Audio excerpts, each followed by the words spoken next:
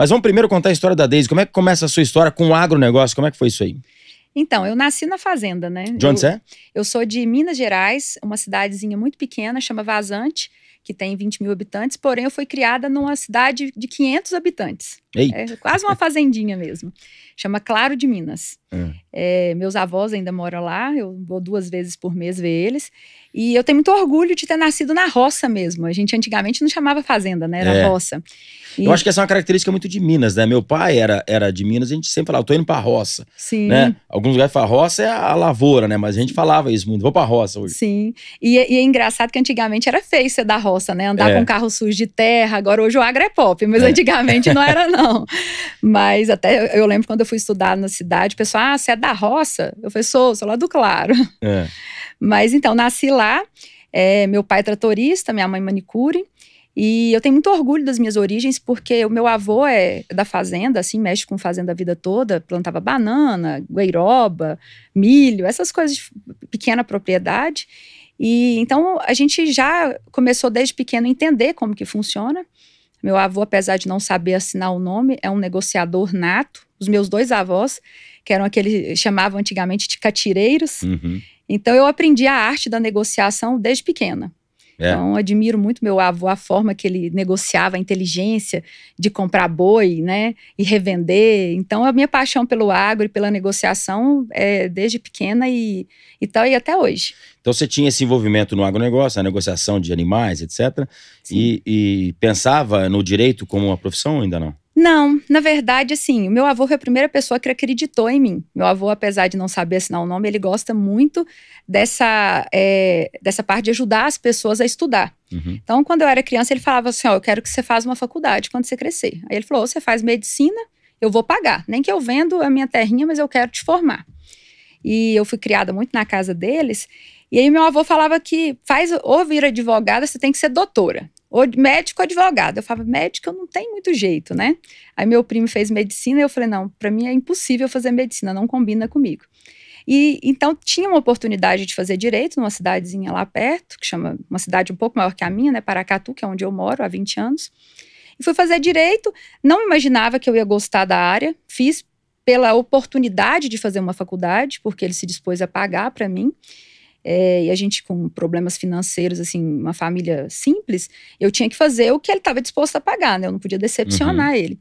Então eu comecei a fazer faculdade, com 21 anos eu já era formada, com escritório, com 2 filhos pequenos. Caramba! Minha vida correu muito rápido. Você sabe que, não sei, na década de 80 para 90, teve um momento que o agronegócio, pelo menos na minha região onde eu moro, teve uma decadência e que muita gente vai pra cidade.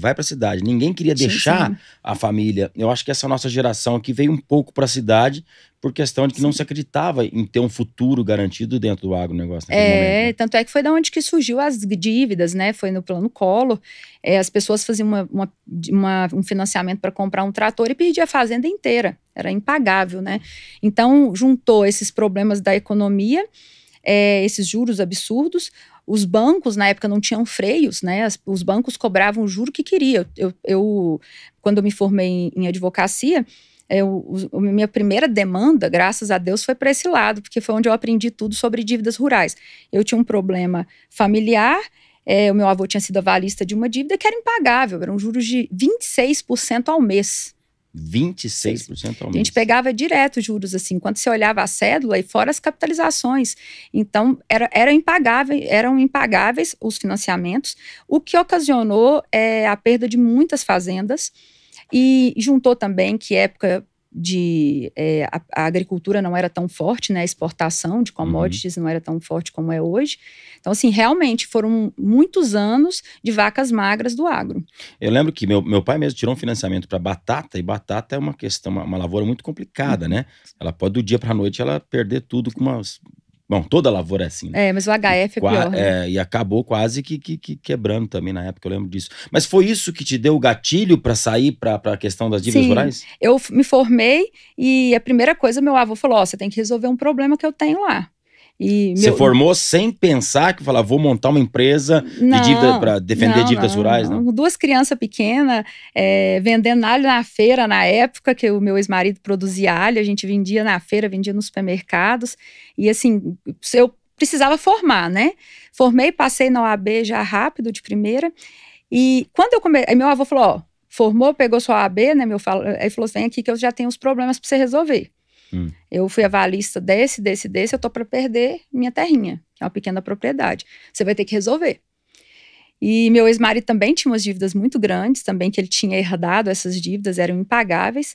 Eu falei, então vamos estudar. Só que quando eu comecei a estudar, é um ramo muito específico do direito, as dívidas rurais. Você não aprende na faculdade.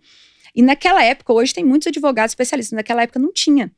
E eu olhei e falei assim, nossa, nós estamos tudo ferrado. Leilão se aproximando e não achava ninguém. Eu fui em vários advogados renomados da região e todos eles falavam, não tem saída, Deise, já transitou em julgado, não tem saída.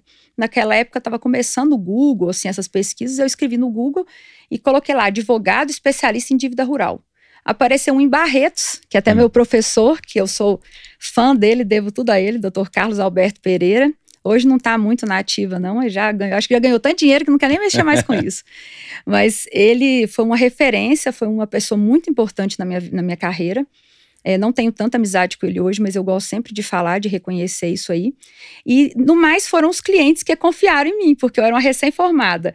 E comecei a trabalhar para o meu avô. E deu certo. Como é que foi essa história do seu avô? Qual era a questão? Tinha uma dívida de ele foi avalista? Ele foi avalista de alguns amigos, e os amigos não conseguiram pagar as dívidas, e a fazenda dele estava indo a leilão. E na leilão.